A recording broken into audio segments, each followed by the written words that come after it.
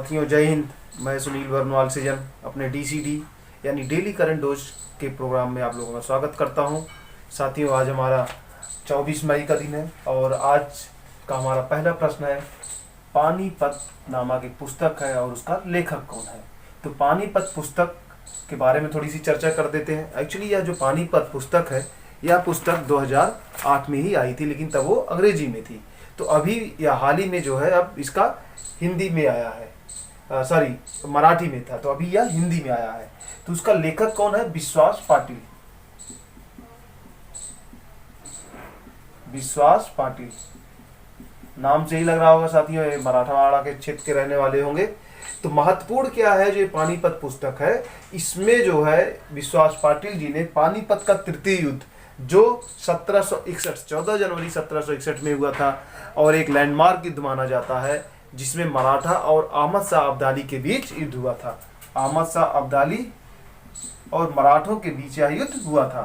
इस युद्ध में कहा जाता है कि मराठा जो मुगल साम्राज्य के पतन के बाद एक सशक्त शक्ति बनकर भारत में उदय हुआ था और कहा जाता था कि अब भारत पर मराठों का शासन होगा। लेकिन इस युद्ध के बाद यानी पानीपत के तृतीय युद्ध जो 1761 में हुआ था, इस युद्ध में मराठों का एक तरह से पतन हो गया और जिसके कारण जो है मराठे पीछे चले गए और फिर इसकी जगह अंग्रेज आ गए। तो इसमें एक महत्वपूर्ण बात क्या थी, तो अब पानीपत के युद्ध की चर्चा कर लेते हैं साथियों। जैसा कि पानीपत के नाम से किताब है, तो पानीपत के संदर्भ में हमने कहा कि थर्ड युद्ध से संबंधित है, लेकिन पानीपत में दो और भी युद्ध हुए थे, हम सारे की विस्तृत चर्चा करते हैं। तो पानीपत का जो प्रथम युद्ध था, पानीपत का जो तृतीय युद्ध है, हमने चर्चा की जैसा कि जो इस किताब से संबंधित है। बेसिकली हो सकता है कभी किताब इस स्तर का तो प्रश्न नहीं पूछा जाता है, लेकिन अगर पीसीएस में, स्पेशली अगर यूपीएससी में भी ये क्वेश्चन पूछा जा सकता है कि हाल ही में विश्वास पाटिल द्वारा लिखित पानीपत पुस्तक में पानीपत के प्रथम युद्ध का वर्णन है, पानीपत के द्वितीय युद्ध से संबंधित है या पानीपत के तृतीय युद्ध से संबंधित है। तो हमें बिल्कुल भी कंफ्यूज नहीं होना है। यह विश्वास पाटिल चूंकि मराठा है, नाम से पता चल रहा पाटिल, तो और हम जानते हैं कि पानीपत का जो तृतीय युद्ध हुआ था वह मराठों और अहमद शाह अब्दाली के बीच हुआ था। इसका मतलब है कि यह जो है युद्ध कौन सा युद्ध से संबंधित है? पानीपत के तृतीय युद्ध से संबंधित है। तो अब हमने जैसा कि चर्चा की तृतीय युद्ध में एक महत्वपूर्ण बात क्या थी कि अहमद शाह अब्दाली की तरफ से कौन लड़ा था? रोहेला सरदार और अवध का नवाब उस समय जो हुआ करता था शुजाउद्दौला। दरअसल ये जो रुहेला सरदार और शुजाउद्दौला था, इन्हें पहले ही मराठों द्वारा हरा दिया गया था। जब चूंकि ये मराठों द्वारा हारे हुए थे, तो इसके लिए इन्हें एक शक्ति की जरूरत थी जिसके द्वारा मिलकर मराठों को हराते। इसी संदर्भ में इन्होंने जो है रुहेला सरदारों और शुजाउद्दौला ने किसकी सहायता की? अहमद शाह अब्दाली की। अब मराठों के संदर्भ में जरा देखते हैं क्या था। मराठों के संदर्भ में उस समय जब 1761 में यह युद्ध हुआ था, उस समय जो मराठा का पेशवा था वह था पेशवा बालाजी बाजीराव। ये उस समय सर्वोच्च इसके हुआ करते थे, तीसरा पेशवा थे, पेशवा के नंबर में थर्ड। और इस युद्ध में जो है इन्होंने अपने बेटे विश्वास राय को भेजा, जो विश्वास राय एक नाबालिग हुआ करता था। लेकिन वास्तविक रूप में जो इस मराठों की सेना का नेतृत्व कर रहा था वह था सदाशिवराव भाऊ, अर्थात मराठा सेना का जो सेनापति था वह सदाशिवराव भाऊ था। कहा जाता है कि उस सेना में मराठों की सेना में लगभग 1 लाख से ज़्यादा सैनिक थे, लेकिन मराठों की कुछ आंतरिक समस्याएं थी और कुछ कह सकते हैं कि कूटनीति इन्होंने ये नहीं कर पाए, जिसके कारण यह 1761 का पानीपत का तीसरा युद्ध मराठे हार गए। और इतना ही नहीं, इस युद्ध के संदर्भ में कहा जाता है, जैसा कि हमने पहले भी चर्चा की, कि यह मराठों का हार नहीं थी, बल्कि यह एक तरह से भारत में अंग्रेजों की विजय की नींव रखी जा रही थी। ठीक है। थर्ड वन, नेक्स्ट हम बात करते हैं कि जो ये अपना पानीपत का प्रथम युद्ध, हम बाकी की जैसा कि आपसे हमने कहा कि पानीपत के 3 युद्ध हुए थे, तो पानीपत का जो प्रथम युद्ध था, प्रथम युद्ध ये क्या था? ये 1526 में हुआ था। किसके बीच? बाबर और इब्राहिम लोदी के बीच। आपको हम बता दें थोड़ा सा इसके संदर्भ में कि जब बाबर ने भारत में आक्रमण किया था, तो उस समय दिल्ली सल्तनत का शासक यानी लोदी वंश का शासक इब्राहिम लोदी हुआ करता था। तो इस तरह से यह लोदी वंश का अंतिम सम्राट था, सुल्तान था, जिसे बाबर ने हराकर पानीपत के प्रथम युद्ध में मुगल साम्राज्य की नींव डाली थी। कहां पर? भारत में। साथियों, कहा यह जाता है कि पानीपत का जो प्रथम युद्ध था, इसके पीछे भी एक कहानी है कि यह जीत क्यों गया, जबकि इब्राहिम लोदी दिल्ली सल्तनत का जो शासक था उसके पास भी बड़ी सेना थी। तो इसकी जीत का कारण क्या था उस समय? तोप खाने का प्रयोग और कुशल सैन्य नेतृत्व। तोप खाने का प्रयोग,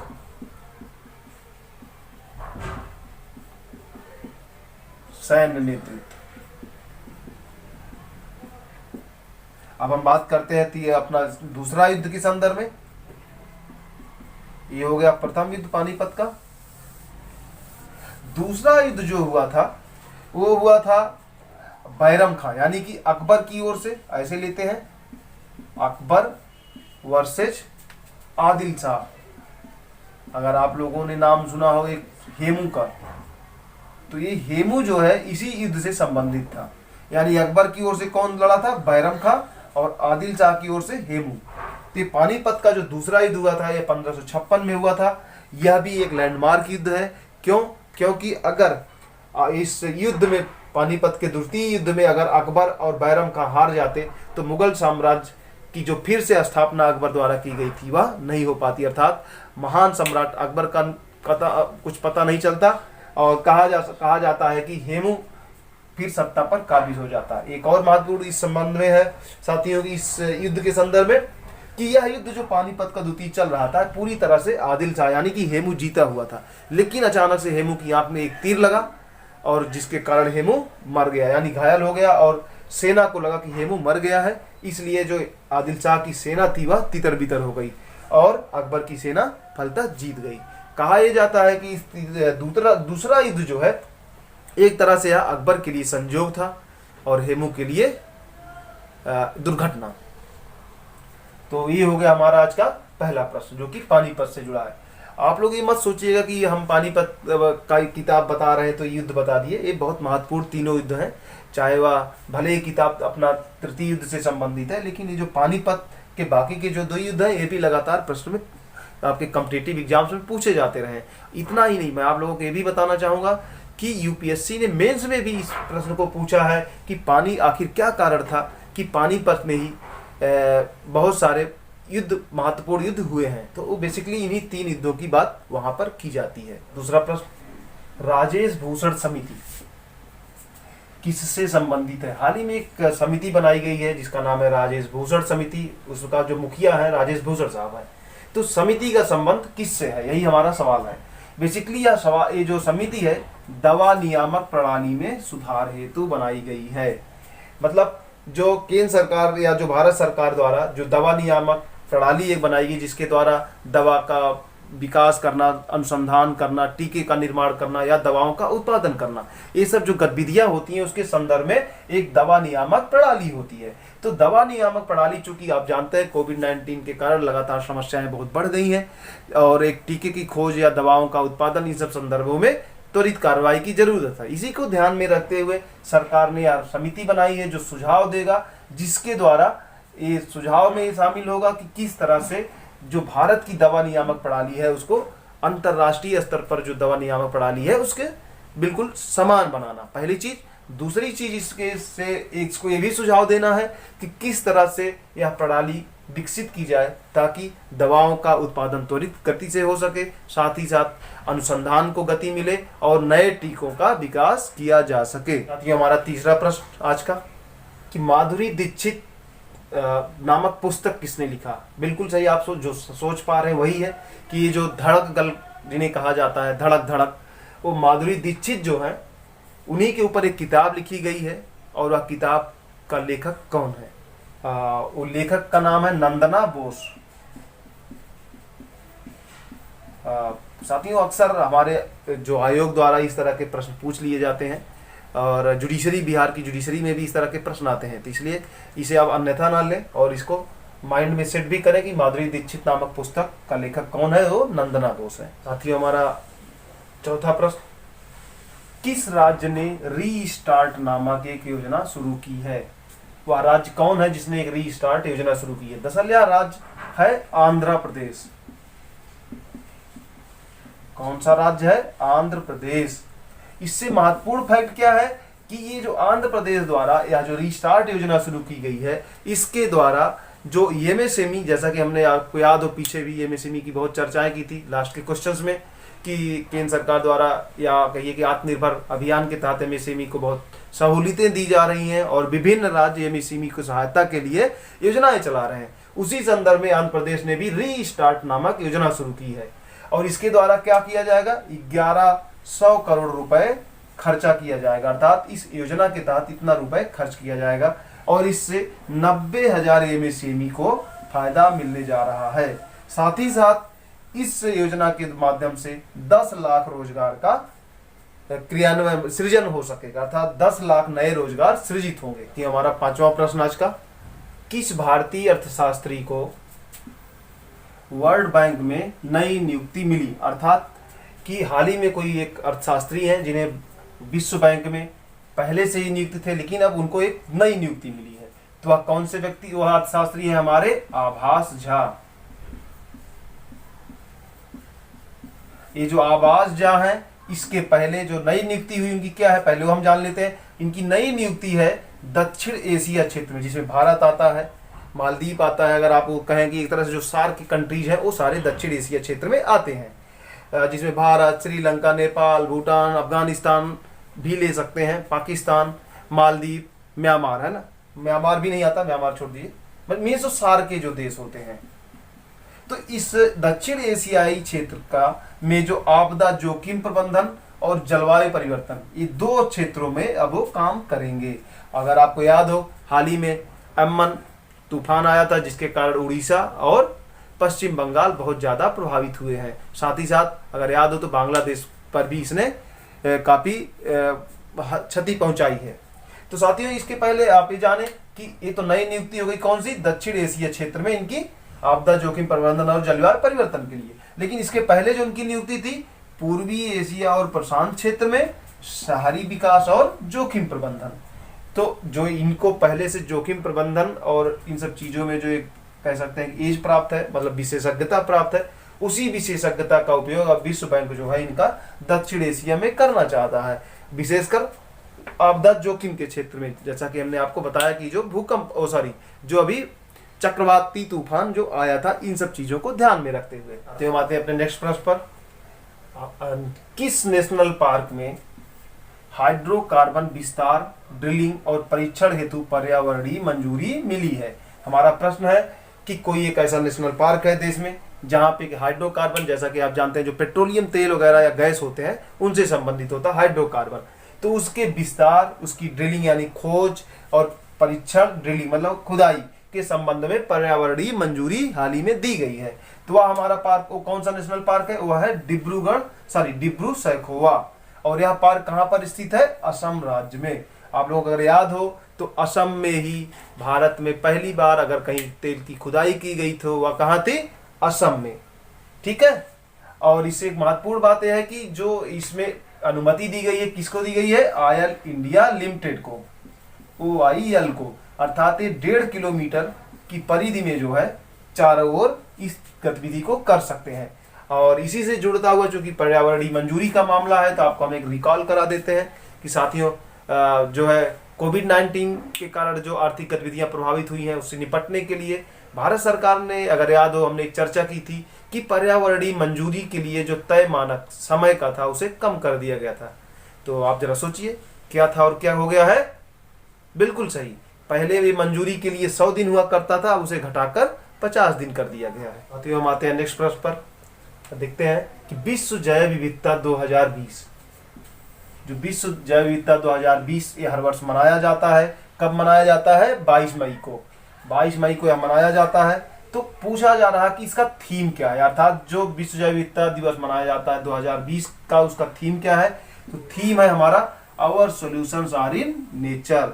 क्या है theme, our solutions are in nature, अर्थात हमारे जो सुधार है वह किस में है, प्रकृति में है। ये हो गया इसका थीम।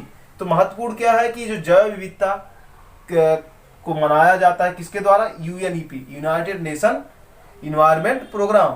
तो इसका मुख्यालय कहां पे है, वो है नैरोबी। नैरोबी कहां पर है, नैरोबी है हमारा कीनिया में। और कीनिया कहाँ पे है? कीनिया एक अफ्रीकी देश है। थोड़ा सा इसको हम मैप में लेते हैं कि किस तरह से है, कहाँ पे कीनिया है। ऐसे अगर आप देखेंगे तो ऐसे थोड़ा सा ऐसे करते हुए फिर ये है, ये हो गया अफ्रीकी महाद्वीप। अफ्रीकी महाद्वीप पे जो आप यहाँ देखेंगे ये हो गया सोमालिया। सोमालिया से आप परिचित होंगे, ये जलदस्युओं के लिए लगातार प्रसिद्ध रहा। फिर यहीं से एक कटता हुआ ये हो गया कीनिया। ठीक है, यहाँ तो आप अफ्रीका है। एक और यहाँ पे थोड़ा सा याद करा देते हैं, आप लोगों को रिमाइंड करा दें, ये अफ्रीका है। आपको याद हो हमने एक प्रश्न आपसे डिस्कस किया था कि हाल ही में मोरायो कहाँ के प्रधानमंत्री बने हैं, तो हमने बताया था आपको ये है लेसेथो। क्या है? लेसेथो। प्रश्न की ओर बढ़ते हैं। प्रश्न है हमारा, किस राज्य ने खेल को उद्योग का दर्जा दिया है? तो एक कोई राज्य अपने देश का जिसने खेल को क्या किया है? उद्योग का दर्जा दिया है। तो वह राज्य कौन सा है? वह राज्य है हमारा नॉर्थ ईस्ट का एक महत्वपूर्ण राज्य मिजोरम। मिजोरम ने खेल को उद्योग का दर्जा दिया है। और इसके दर्जा देने के पीछे एक बड़ा कारण है कि जो मिजोरम के लोग, बहुत सारे लोग खेल में लगातार इन्वॉल्व रहते हैं, मतलब खेल की गतिविधियों में शामिल रहते हैं। और वहां पर जो मुख्य खेल है वह फुटबॉल खेला जाता है। तो उद्योग का दर्जा देने से क्या होगा कि जो खेल के क्षेत्र में जो इन्वेस्ट किया जाएगा उससे लोगों को रोजगार भी मिल सकेगा। ठीक है मिजो, और साथियों कुछ इसी से जुड़ा हुआ खेल की बात निकल के आई, तो कुछ और बातें करते हैं। हाल ही में एक यूँ कह लीजिए कि लास्ट ईयर जो है एक खेल विश्वविद्यालय स्थापित किया गया था। कहाँ पर? वो भी नॉर्थ ईस्ट में ही कहीं किया गया था, और वो किया गया था खेल विश्वविद्यालय।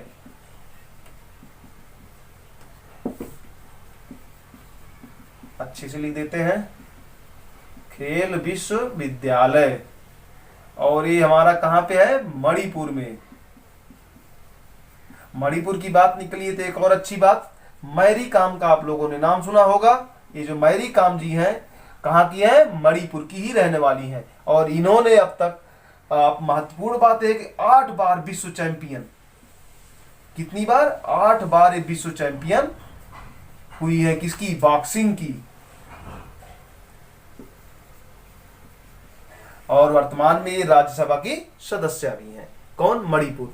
तो यहाँ पे हमें लेकिन कंफ्यूज नहीं होना है कि इस मणिपुर तो आपको हम लोगों ने एक एक्स्ट्रा फैक्ट के रूप में दे दिया खेल विश्वविद्यालय के संदर्भ में। तो जो हमारा मुख्य प्रश्न है उससे जुड़ा हुआ जो फैक्ट है वो है मिजोरम। तो हम थोड़ा सा मिजोरम की भौगोलिक स्थिति देख लेते हैं।